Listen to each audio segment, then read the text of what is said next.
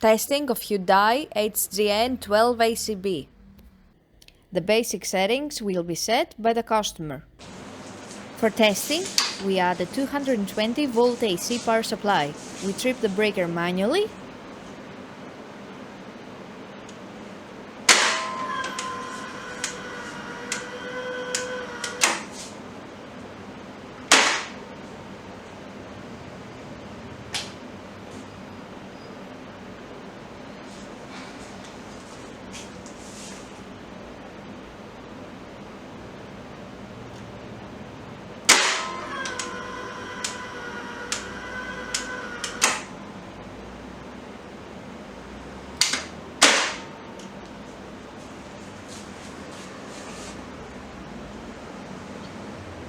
We trip the breaker with the help of the UVT.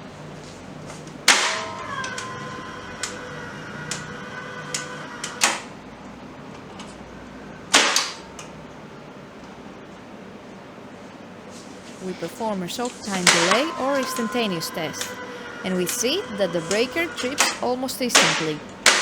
Then we perform a long time delay test, and we see that the breaker trips after about 15 seconds.